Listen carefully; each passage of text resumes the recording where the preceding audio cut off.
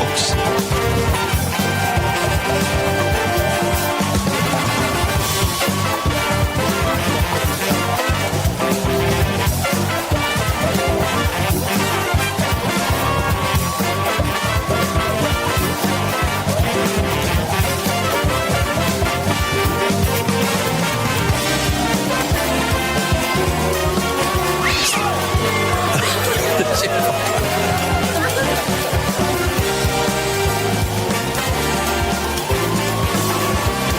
sorry. You're still there.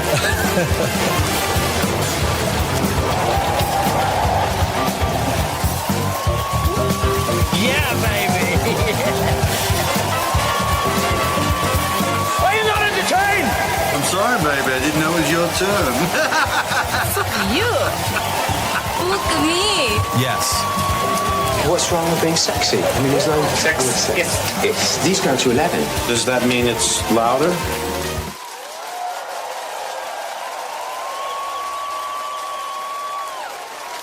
Episode 3. Episode 3. It's in the books. Guys, welcome. My name is Daddy Alex. You are at Poprageous. Oh. It was kind of a good episode. I mean, the thing is, these episodes are so short. And so it's really unconventional to watch a Game of Thrones to have these short 30-minute episodes. It feels like a sitcom, right? So something's gonna happen. You're watching it. You're like, okay, this show is almost over, and nothing's happened. So you got to think something's got to happen, and well, it did at the end, right? We had a little bit of action at the end. So it's interestingly enough, they're already filming season 2 and 3. Season 2 and 3 have been greenlit, and they're filming it back to back to save money because. Hey, the longevity of any TV show is how profitable it is, right? How profitable it is. And, I tell you what I really liked about this episode. I love the feel. Like, I always loved the medieval, like, I love the medieval times. And they really had that medieval England kind of a feel.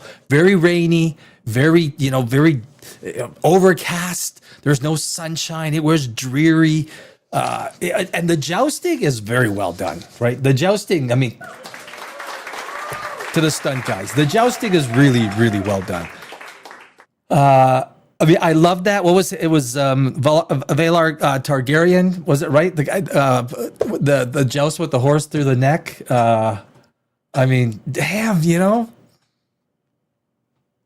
I mean, that's some cool stuff. Like, it's like, but very Targaryen-ish, right? It's kind of like, what did you expect? And then at the end, but anyway, let's, we go through the episode. I mean, this is very different than Game of Thrones. It's very different than House of the Dragon. It's everything that is from one person's perspective, right? Basically everything is from Duncan's perspective, which makes things very. It can make it kind of feel like tunnel vision, right? It feels like it's so because everything is from one perspective. You're kind of like you don't get very much. This sort of you don't get to see Duncan from the third person. You don't get to see him. What other people think of him. So it's from that first person perspective, that single perspective. We get a little bit of Egg. He's out there training the horse. And then a big reveal, basically, in a very upfront kind of way, who this little guy is. Aegon Targaryen, who ultimately becomes king. So it was a nice setup for the very, very ending. So I think if you've watched Poprageous, you guys know I'm a screenwriter. I've written a lot of TV. I've written movies, been in front of the camera, behind the camera, all that kind of stuff, right? So you're always trying to get into the head of the great directing. There wasn't too much not to like. You can argue that the story lacks real substance, but the idea of this story is not.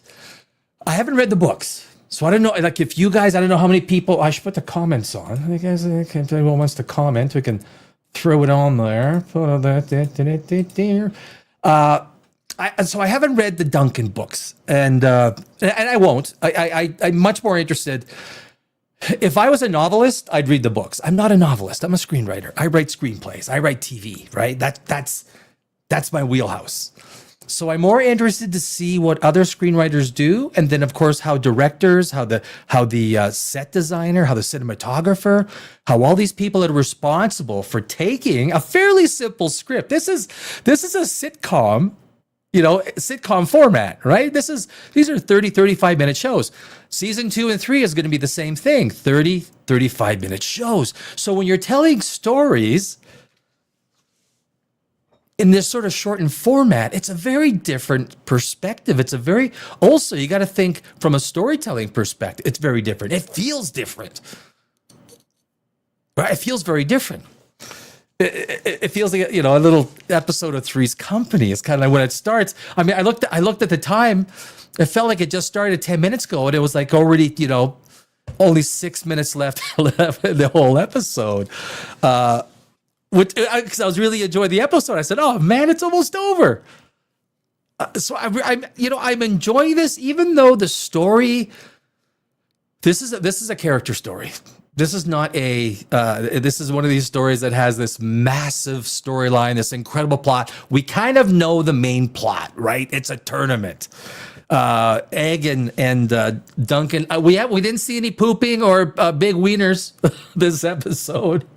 We did. Do we applaud that? What do we do? Laugh at that or applaud that? I don't know. I still think. What's his name? Penny tree, apple tree guy. Sorry, I forgot his name. I think it was CGI. I don't think that was real length and real girth. I think there's some AI or CGI involved with that monstrosity. I should call his agent. I'll go to IMDb Pro. Say, look, I'm looking for a 70-year-old guy with a big piece of manhood. You got it. It's one way to do it, So we didn't get anything like that this episode, but it was a good fight. I thought at the end, they're building up Sir Duncan to the audience so that you really like him, you care for him. He showed some chivalry this episode, right at the very end. It looked like he was going to get some teeth bashed out. I thought he was going to throw these 4 guys around, but I guess, 4 guys against, even if you're big, 4 guys against, one. And then little Egg comes and basically, the first real show in public of who little Egg is. And it's a nice way to establish these characters, because when you're writing TV, which is different than a screenplay, right? When you write a screenplay, each page is 1 minute. So if you're writing a TV show that's 30 minutes long, it's a 30-page script. On a screenplay, 30 pages, I mean, the opening scene is going to be 5 pages. Then, before you introduce everything, it's not a lot of time. What I love about this, though, is, dialogue. When you're a writer, and you can see it in TV shows, and dialogue, right? Dialogue. How often is there, like, Starfleet Academy?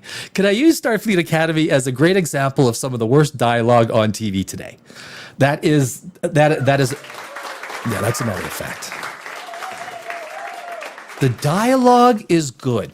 Yeah, if you're trying to learn screenwriting, or if you're putting your screenplays into a lot of film festivals, a lot of times you'll get critique back. Very often it's on the dialogue. Bad screenplays have too much talking, and in a screenplay, in a TV movie or TV show, or people don't talk like in normal life, right? There's a very different cadence. What is said, you need to only say the things that are important. Unless you're Quentin Tarantino, then you go off and in Quentin Tarantino style. But every word in Quentin Tarantino's scripts are exactly what he wants. And I pity the actor that goes and makes any suggestion to Quentin Tarantino, because Ooh, you don't do that. Quentin Tarantino don't take any input from the frickin' actors. None. Zero. And every actor knows. I don't know if DiCaprio and Pitt, like, they're pretty big, right? It's, I don't know. It's so this episode, what was this? What is interesting? Because I wanted to find out where HBO is going with this. It was a good episode. I liked it. It's 30 minutes that keeps your attention. It's 30 minutes. You're kind of enthralled with this you got the little egg guy, you get this big Duncan guy. So you're kind of enthralled with this interesting relationship where they're both kind of misfits, so to speak. I guess, if you're talking about medieval England or medieval Europe, if you're not in the nobility, you're kind of, life sucked. You're kind of getting that feel. Great world building. Like they're using basically one major set, right? And I like it. I like the feel. I love the tone of this episode. I think gradually each episode feels more set. It almost feels like they filmed this series chronologically, which doesn't happen too often, and there's a good chance that, because a lot of times if they're doing a lot of scenes in this one area, they'll try and film everything there to save on costs, right?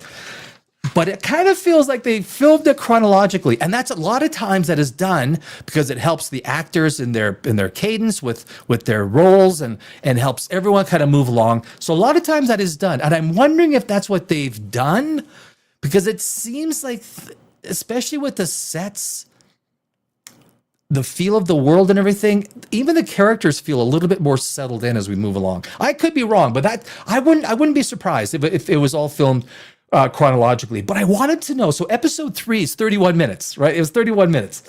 The next episode 4, is only 34 minutes. Episode 5 is a long one. Ooh, it's a long one. Episode 5 is 37 minutes. And then episode 6 is that's the season finale, right? An amazing 31 minutes. 31 minutes. So, and seasons 2 and 3 are not going to change. They're not going to deviate. The showrunner, interesting enough, so I did some digging today on this entire, like, where are they going with this? What's the... So part of this is based on some prequel info from the Game of Thrones. It makes you think that there are, a Jon Snow spin-off. Something else is obviously going on. It looks like they're trying to say, on top of just doing the Duncan and Egg, looks like they're trying to give some context in between House of the Dragon and Game of Thrones. Like, look, some of the people out there that are diehard Game of Thrones people, in terms of the books, reading it, when you're a writer, I'm a writer. You don't really get in too deep into other people's stuff. You don't. You just don't. But no one knows what the plans for HBO are, right? I mean, no one has those plans. But I do think that there is something, because seasons 2 and 3 are going to be filmed back to back, just like, for example, like Lord of the Rings, right? They filmed most of the chunk movie to save on money. So they are filming right now at season 2 and 3, all 30 minutes ish, 30, call it 30 to 30 or 40 minutes, right? So it's an interesting format that you have to write in a certain way. You need to direct in a certain way. You need to present in a certain way. And I thought this episode was a great way to leave it, right? Yeah, he had some, like, it was like the big, we finally had some tension. We had something that was, some meat and potatoes. And of course, earlier on, I forgot what the guy's name was. He came and basically said he wants to throw one of the matches. That's how you make people leave with pockets of money. So it'll be interesting to see. Duncan, well, he's a very honorable guy, obviously. And the show is going to try and break that honor. That's kind of part of that tension in the show, is with all of these nobility people, the way they operate is not as chivalrous. And Duncan is so part of it is the tension associated. Can Duncan maintain who he is through all of this crazy stuff so it's a big part of the show, and we see that today.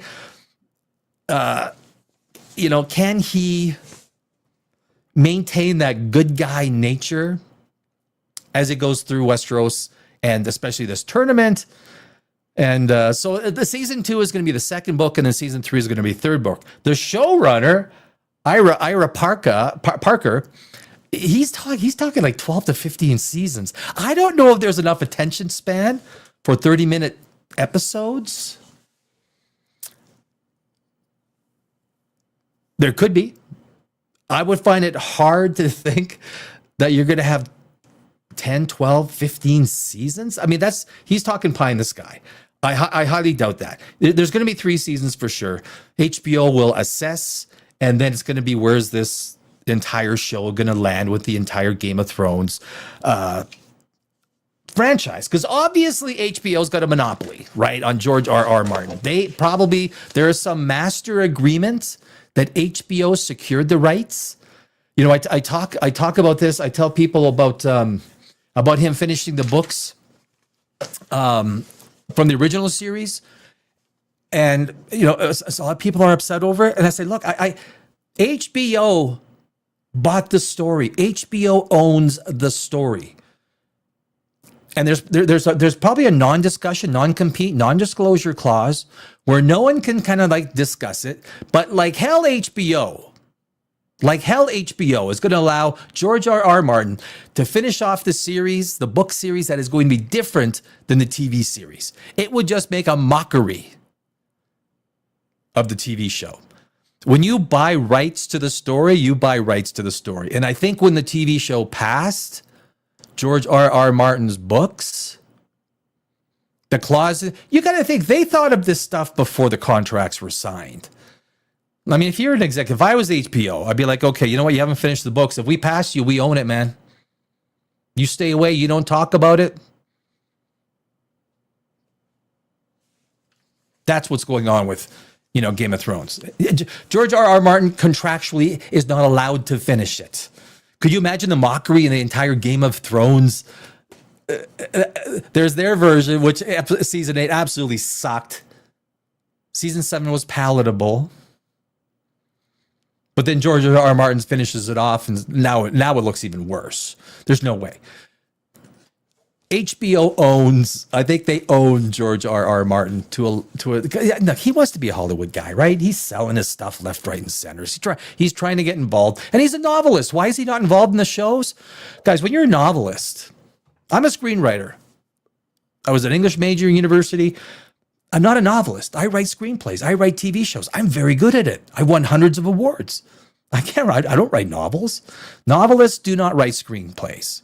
That's why they're on the side. It's a very different art. Very different. So, George probably with some practice, maybe he would be a good, but if you're a novelist, you tend to novelize everything. Your screenplays get thrown in the garbage because you novelize a screenplay. A screenplay cannot be novelized using adjectives and all this description. No. If you want to read a great screenplay, just to see what a good screenplay is, the default one is Alien. If you Google Alien PDF, you can go and read the Alien script, working copy of the show, and you'll see exactly. Now this is one of the classic screenplays, right, in screenwriting, the Alien script. Not every screenplay is this good, but you could go read. There's like 3 or 4 episodes of Game of Thrones you can read, and you can watch the Game of Thrones episode, and you're reading along. You're going, holy shit. That's how. Well, yeah. I mean, the screenplay is the blueprint. So whenever there's confusion, they usually go back to the screenplay. What does the screenplay say? But they did a great job with the dialogue. The dialogue is the first thing that could screw up any TV show. They've done a great job with the dialogue. It is minimalist. It says what the characters need to say, and it gets all that emotion across. So again, it's a good episode. It's 30 minutes of simplified Game of Thrones. Is that the way to put it? 30 minutes of simplified Game of... Hey, Cellophane! One regular season of TV in the 90s is about the equivalent of 12 to 15 seconds of this size. Yeah, I mean, that's screenwriting has changed. TV writing has changed. It's all different.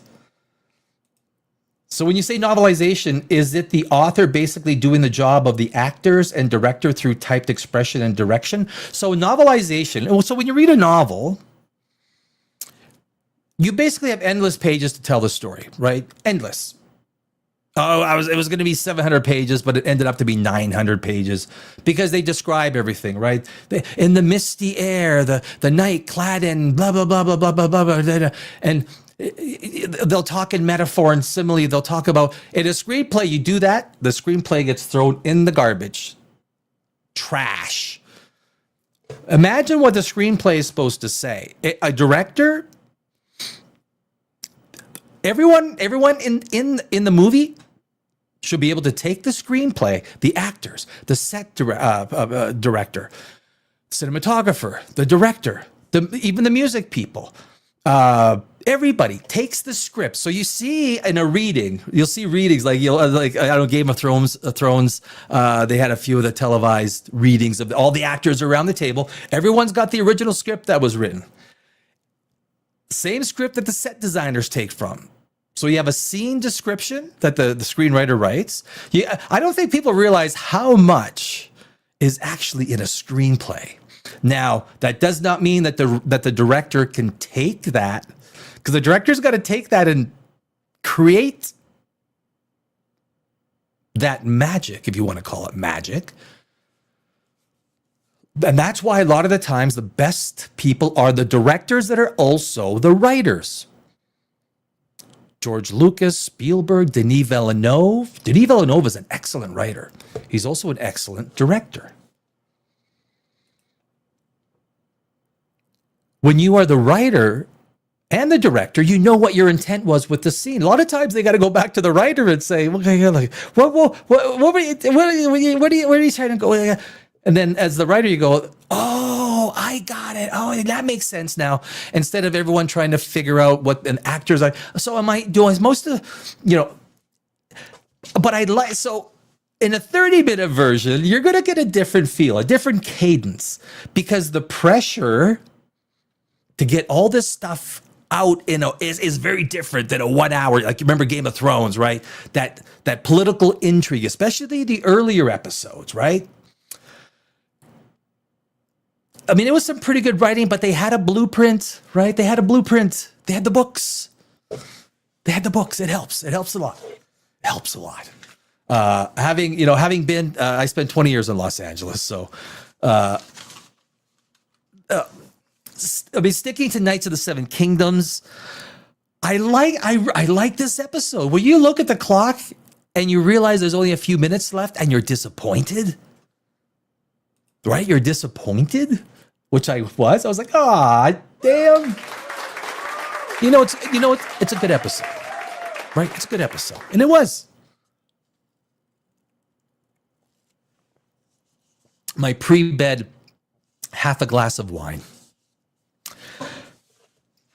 Oh, it makes you, it gives you a good sleep. It really does. A very English feel, very, very medieval feel. There wasn't too much to the episode. I mean, right? But I bet you this episode is very hard to film. When you get those jousting in that jousting, you can just imagine the skill of these. They're not just stunt guys. Like, these are people that are like, they're professional jousters. And there's especially in Europe, there's these groups of people that's what they do. They live their life as medieval knights. Except they don't have to eat like them because they get to go to the modern day, God, have you guys ever Googled or watched some YouTube videos about what medieval food was? Even the kings and the nobility, what they like, you're like, what?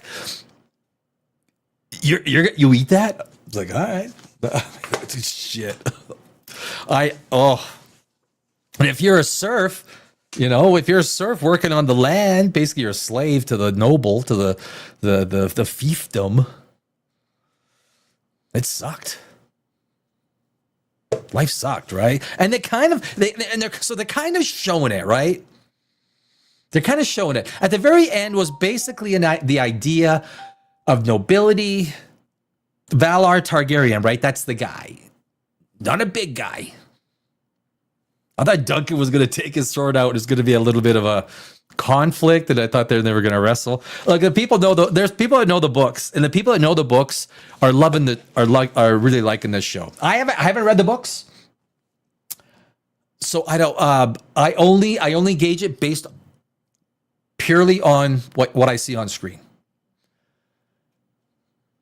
And I like it.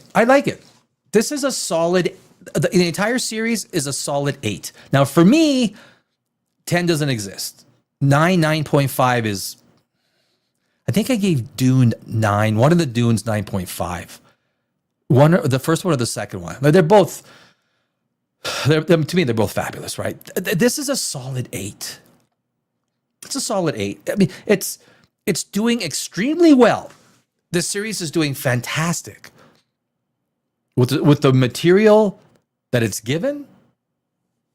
These are pretty small books, but they're doing a great thing, just allowing these characters to come off screen, and we feel them. We like these characters.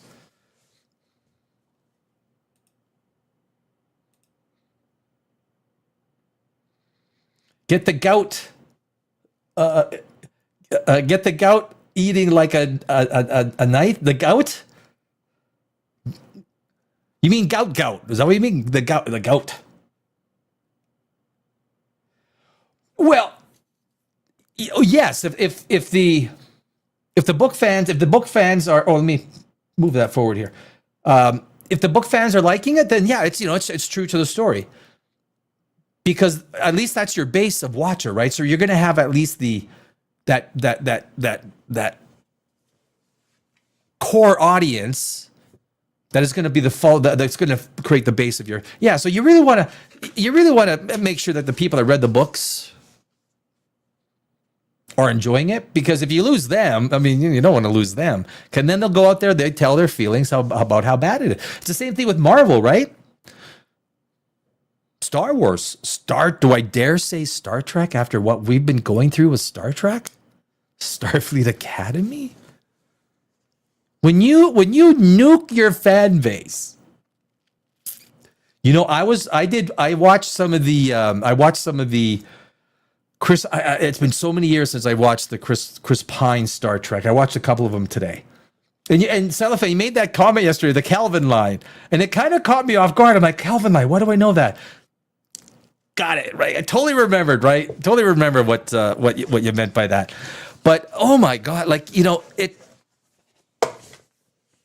Alex Kurtzman and J.J. Abrams have done, oh my God, nuke your fan base and you got nothing left. So they're treating the books not with kid gloves, but with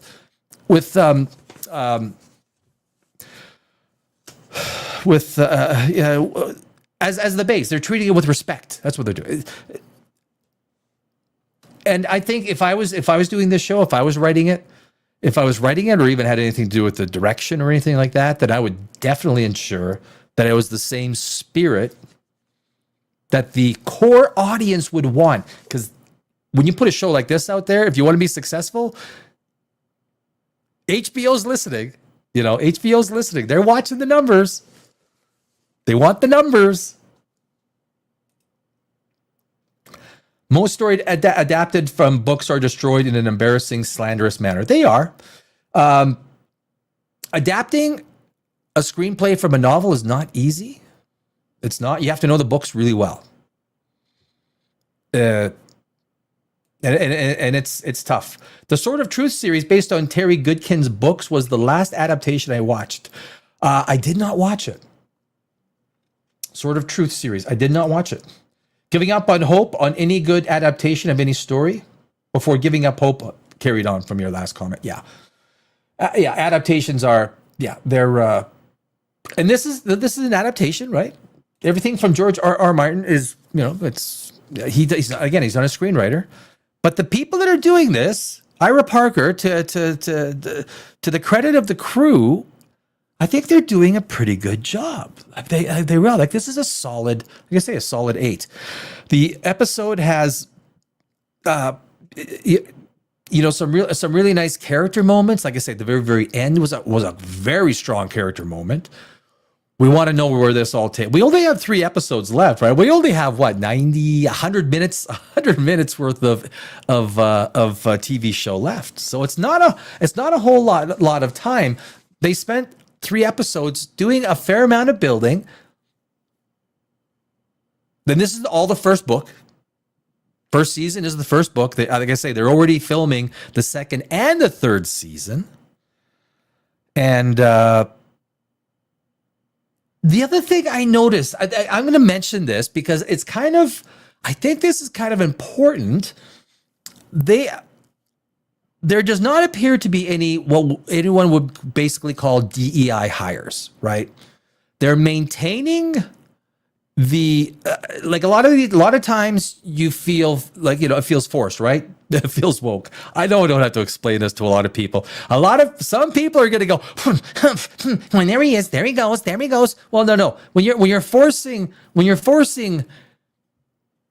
actors into slots that might not fit a role, it ruins the entire script or TV show. When you're forcing it.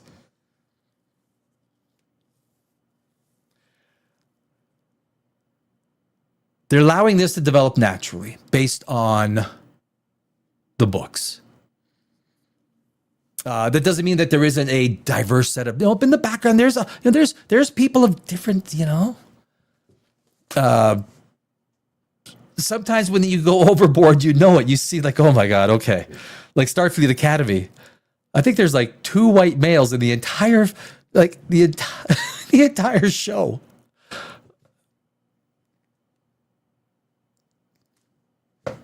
I mean, it just looks fake. It feels fake. It feels forced. It is an estrogen dominated series for a franchise that is 80-90% male.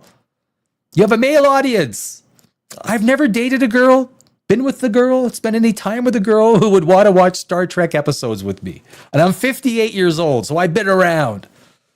Not once have I ever dated a girl. Hey, honey, you want to watch Conan the Barbarian with me? Oh my God, that's not man. Oh, you want to watch Melrose Place? Starfleet Academy? Would you want to watch a little Starfleet Academy with me?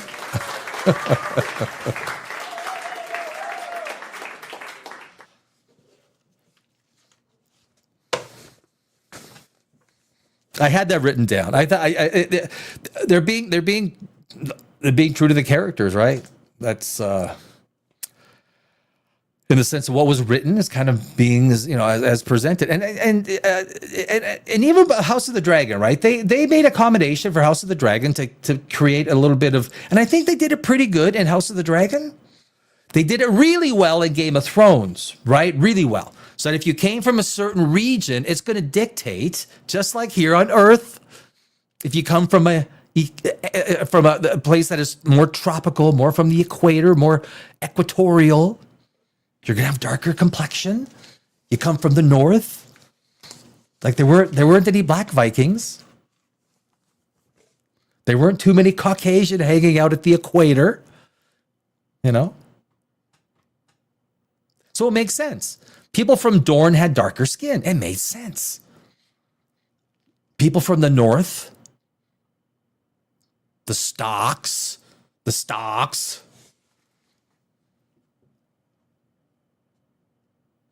they were basically look like kind of like Vikings, right? Do you guys know this is so? I love Vikings, right? I love the show The Vikings with Travis Fimmel. I love the show. If you guys have not seen Vikings, if you haven't watched Vikings with Travis Fimmel, absolutely, you got to watch it. You do. I mean, this is a fantastic TV series that is staring you at the face that you have got to watch.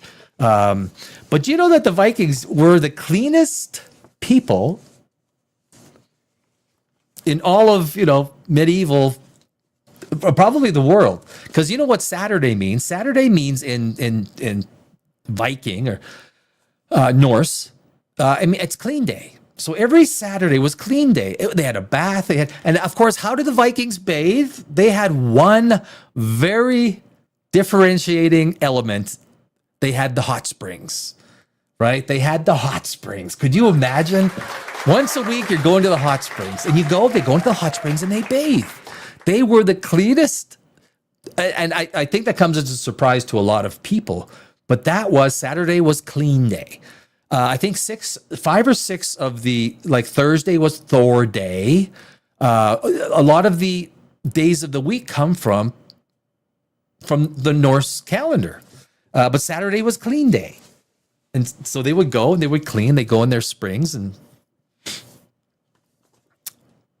as a matter of fact, it's true. So, but in this one, they really made it feel a little icky. They made it feel a little damp, a little overcast, a little gloomy. And that's great for world building. I think this is a great example of an episode of TV where everyone's really in unison, in the entire crew, the set design, the director, the screenplay. It's not really a screenplay. It's a script. A screenplay is basically suggested as something that's a little bit longer. The script is well written. Continuity between the episodes so far been really, really well. The characters are great. We get enough from a single point of view, and with the dialogue that we're given, we get enough so that we want more. We want to know more about these characters. Without too much being said, they're showing a lot more than they're telling. And this is really, this is good TV. This is well put together TV. And I think the entire crew of Knights of the Seven Kingdoms, they should be happy with themselves. HBO should be happy with this. And I think they are really happy, which is why they're filming season 2 and 3 right now. Whether it goes to season 4 and what the point of it is, it's probably premised upon some of the other episodes, because happening 100 years before this, or 80 or 90 years before this, is House of the Dragon. Season 3 is coming up with House of the Dragon. Looking forward to that, right? Looking forward to season 3 of House of the Dragon. Of course, the Rings of Power might be next year too. The Rings of Power. I think the Rings of Power. Oh my God. I hope doing reviews on that stuff is pretty fun. It's pretty fun. It's like The Acolyte. Doing reviews on stuff you really dislike is a lot funner than doing stuff like Knights of the Seven Kingdom, the Knight of the Seven Kingdom, because you enjoy it, and it's just like a review as a story. There's not a whole lot of tension that's derived when you kind of like it. You're kind of like, but when you don't like something, you really think it's bad. The dialogue, the everything, the story, and you can get into the details of the plot and the characters. You create tension, right? You create angst, anger. So these positive reviews are not as fun. You got to have, you want to have a little, you want to be getting into the mud puddle with the TV show, because it sucks. Star Trek, Starfleet Academy is a good example. Is a episode 4, episode 5 already. Oh my God, episode 5 is next week. And I guess one thing, guys, I added 2 new shows for Poprageous. Poprageous Live Tuesday nights, 8 p.m. Eastern, and Poprageous Live, Thursday nights, 2 new shows, again, 8 p.m. And of course, the flagship Poprageous Live, it's Saturday night. 3 live shows every week. So my name is Danny Alex. Please join me, hang out, shoot the poop. You could disagree with me. If you don't agree with me, say it in the chat. If you like something I dislike, or if you dislike something that I like, or you have a comment, something that I miss stuff all the time.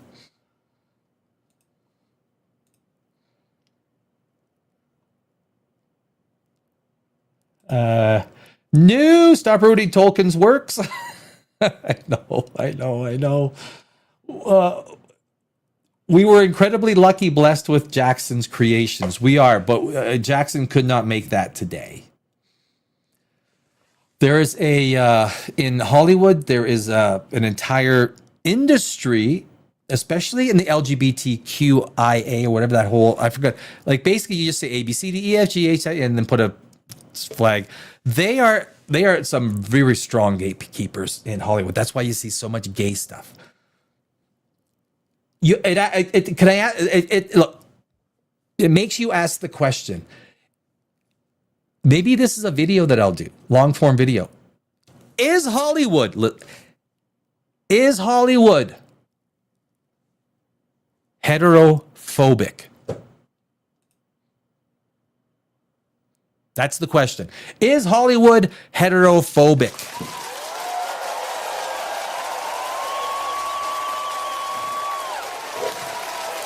It's just a question. I mean, don't get mad at me. Are you scared of straight people? Hey, Hollywood, are you scared of straight people?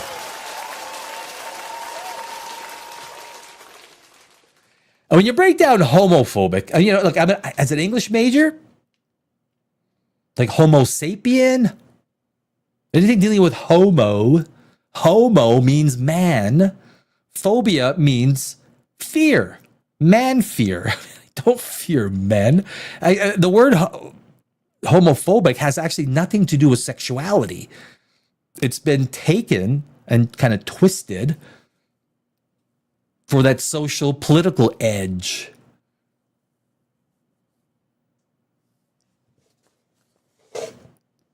So far, there's no men kissing men in Knights of the Seventh Kingdom.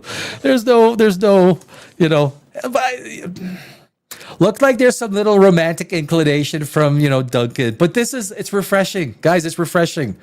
If you're watching Starfleet Academy, everyone's gay. It's like, like, what is it? There he is, right? Like, there, Robert Downey Jr., right? In Tropic Thunder. What the fuck did I just hear? Lance? It's okay to be gay. This is Hollywood.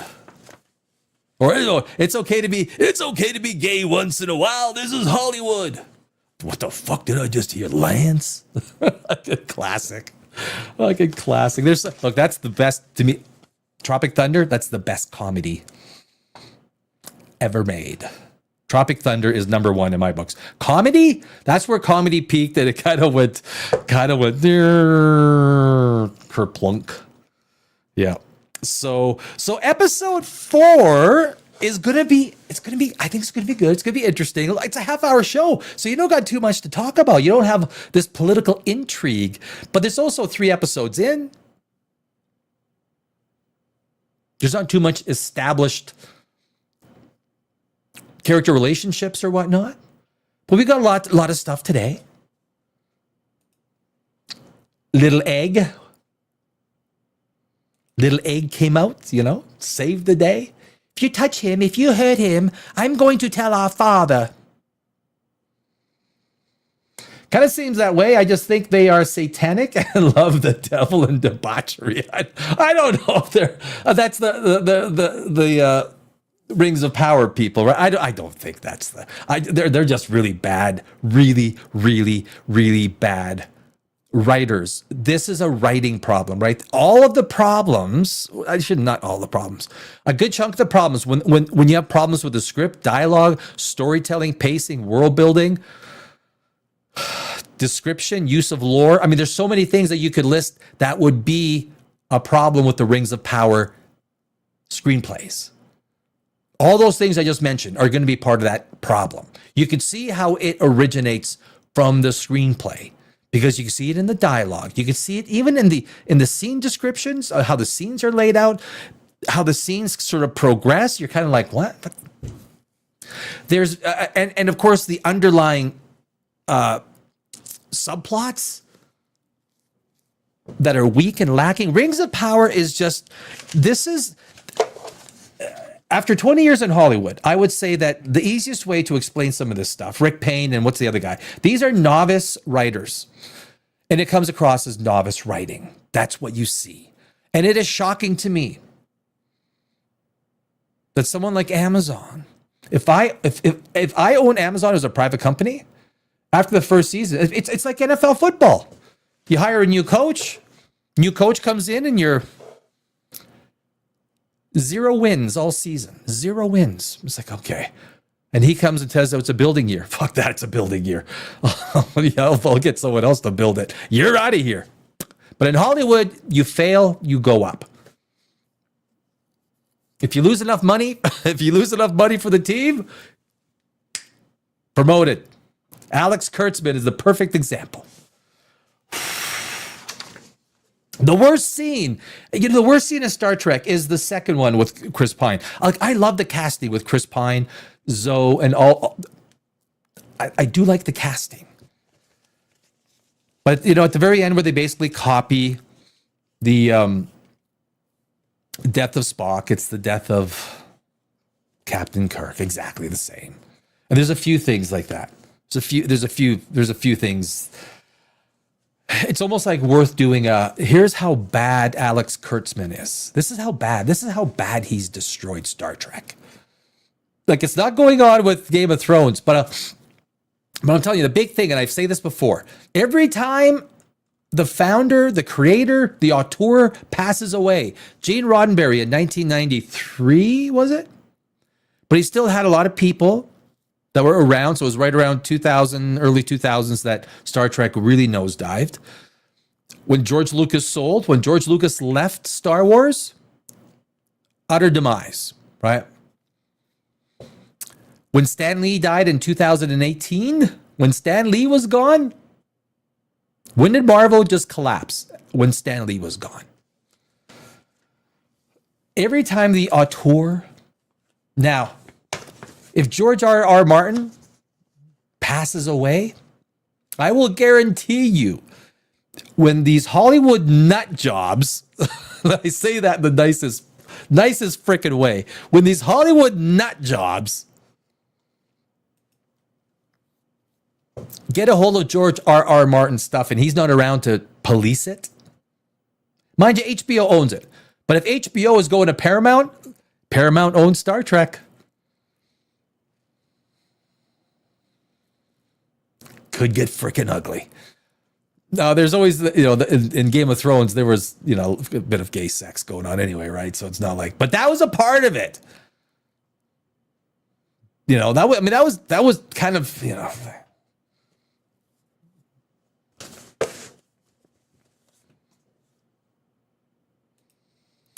Watching Tropic Thunder now makes me wonder how they got away with making it even then. And the big thing with Tropic Thunder and Robert Downey Jr.'s character, and people, look, he was the smart guy. He's the white guy that played the black guy, but he didn't make jokes about being black. That's the big differentiator. So if you had a black guy and he played a white guy and he was making all jokes about being white and being stupid and everything, okay, now you crossed the line. Robert Downey Jr. never made jokes about being black, he was the smart guy. He was the guy that made Ben Stiller look stupid.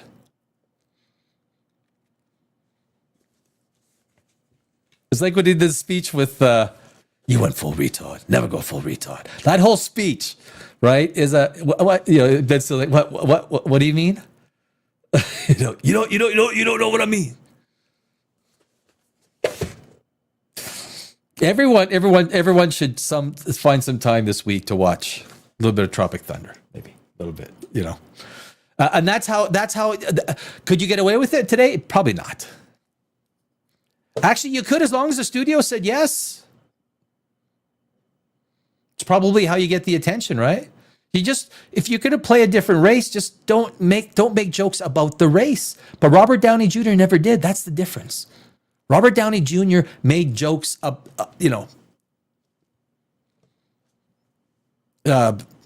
outwardly, not about being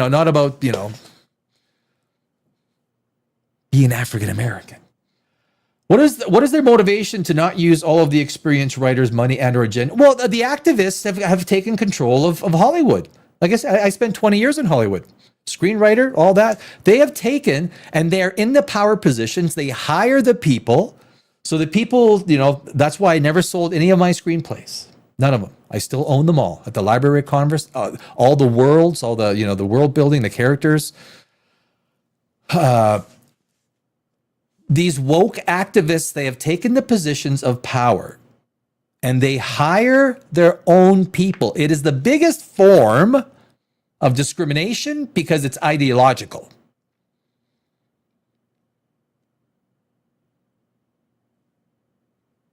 So if you don't agree in their DEI principles, if you don't agree that why is there no gay relationship? I only counted 2 gay relationships in this movie. Can we add a third? Can we put a chick in it and make her gay? Right? That's that they got these. Look no further than Star Trek. Alex Kurtzman is a talentless slug. He can't write his way out of a paper bag. And I am being nice. Danny, be nice. I am. I'm being nice. Alex, I mean, just watch anything with Alex Kurtzman's name on it. I could go in deep into the J.J. Abrams, Alex Kurtzman stuff. And of course I am. Every Thursday right after the show, Starfleet Academy, we jump in and we tear apart the show, Starfleet Academy, Thursday night. And of course, every Tuesday night and Thursday night and Saturday night, Pop Rages Live, we're on. But it is the reins of power have been taken by people who have an ideological reason to do what they're doing. They're not good writers. They're terrible writers, as a matter of fact. They're not good at production. They're not good at telling story.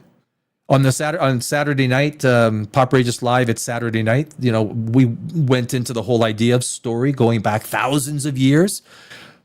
Storytelling is something that very hard to do well, right? It's very hard to do well.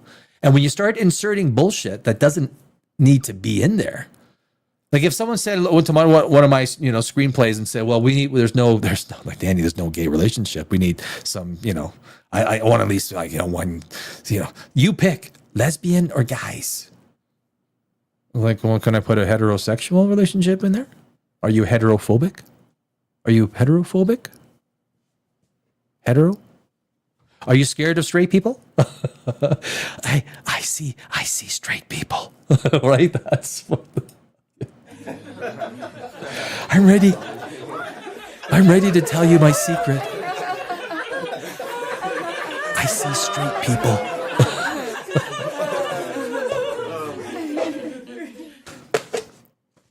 Knights of the Seven Kingdoms. Look, it's a 30-minute watch on a Sunday night, and I do recommend it. It's good. It's good viewing. It's good viewing. It allows you to. You do wish it was an hour long. Like it being a half hour long. It's it feels sitcomish, right? It feels a little sitcomish. It feels like a mini series. But what they do with those time, it's good world building. The characters are good. The little mini relationships where Duncan goes through single perspective, and that's probably why it works. If you tried to add 2 or 3 perspective in Night of the Seven Kingdoms, you would probably lose the audience. You get 30 minutes and they hone in on Duncan's perspective, and that really helps a lot. It really helps a lot. Which makes it seem they are more interested in the destruction of society through propaganda and satanic messaging than good storytelling. I don't think there's the satanic thing is not. That's not. These people are politically and ideologically charged. They're activists, so they activate. They have this twisted worldview. A lot of it is women. Like, sorry to say, a lot of it is women, right? I mean, the worst type of activist is that diehard feminist. It is. I'm sorry, man. It fucking is. It really is. The diehard feminists are the worst. You can't deal with them. You can't discuss them. They're always right. They hate men. Well, they hate white guys, that's for sure. And that is a lot of what you see. I'm not saying anything other than that's the way it is. They have an agenda. They have a political agenda. These things, DEI and woke, is a product of left-wing politics. It's never been anything to do with great screenwriting. No one will tell you if you want to be a great screenwriter, well, you got to learn DEI and you got to be good with gay relationships. Are you heterophobic? Are you? Do you see straight people? Like what the, you know? That is Hollywood. That's why I had to get. I 20 years in Hollywood. I had to get the. I just May 11th last year. Poof. Took me a long time to get out. I had to sell my business. Get up and get the hell out of that town. Like a lot of great screenwriters, a lot of great production people, a lot of people in the storytelling realm. Hollywood used to be the bastion of storytelling, right? It's not that way anymore. And it's going to continue to go down. You're going to see dilution. Look, what's that guy with iron lung? I was watching Marky.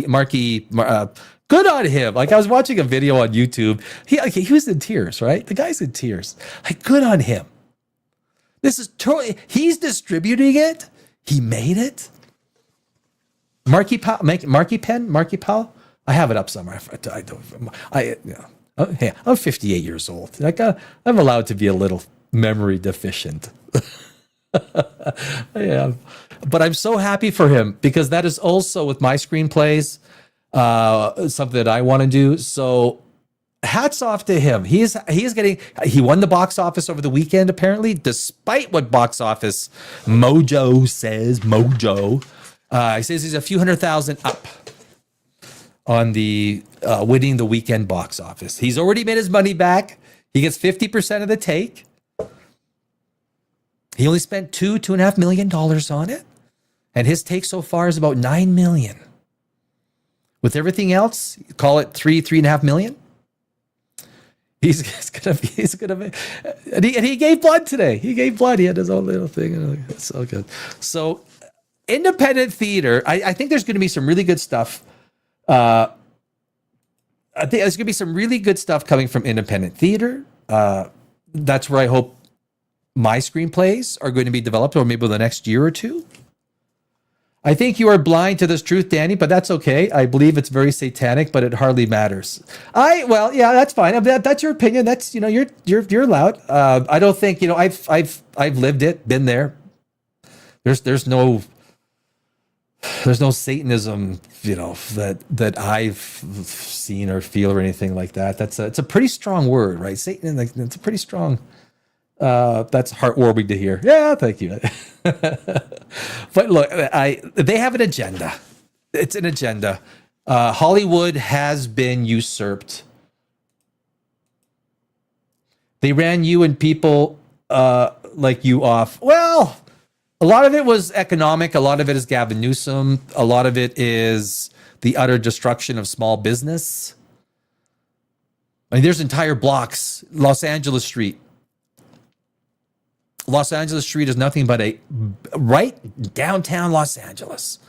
Wall Street, the fashion district, wiped out in a matter of 2 or 3 years, gone.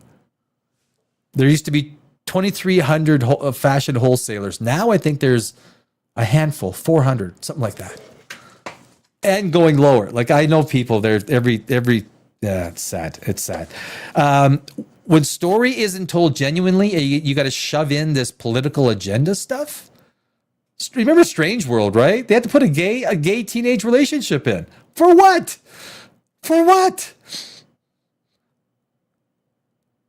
If it was a movie about a gay teenage relationship, okay, well, it wouldn't be strange. Well, maybe you could still call it Strange World. I mean, right? Maybe you still call it Strange World. I don't know. There's no need for it. Well, you put it in there for what? Like, why is it in Starfleet Academy the Jem Hadar girl, and then that physics girl?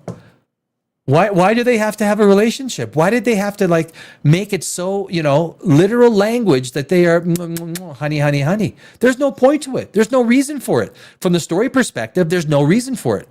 It was only there for a political idea, political perspective. And that political perspective is specifically a left-wing ideological way of neutering. I think this is what it's for. It's more for neutering that kind of male, masculine overtones that basically ruled and controlled Hollywood. And of course, that's when they were doing billions and billions and billions and billions of dollars. Now they just literally, as Eric Cartman says, they get a chick and they stick a gay chick in it, and it is what it is. That's what it turns into. So, yeah, Mr. Cellophane. Yeah. So anyway, Knights of the Seven Kingdom. I highly recommend it. It's great. Everything, to recap, it's a great feel, great world, great character, one perspective, easy to follow because it's Duncan's perspective, but it's nuanced, right? It's not simplistic. It has a nuanced relationship with many characters. And episode 4 is going to be very interesting. Very interesting. I look forward to it. So that is it, guys.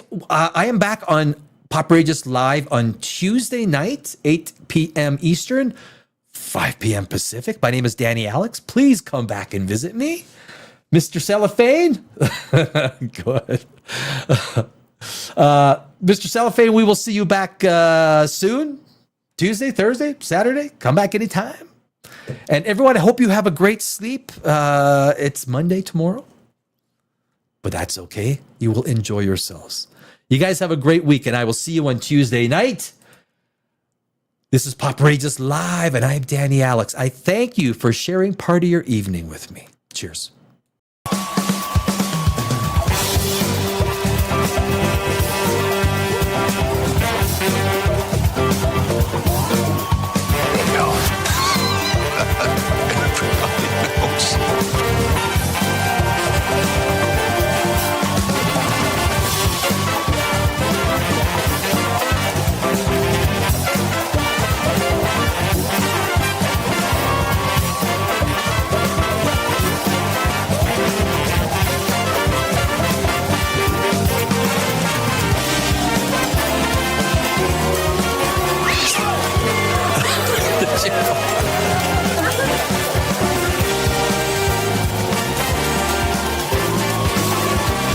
Sorry, you're still there.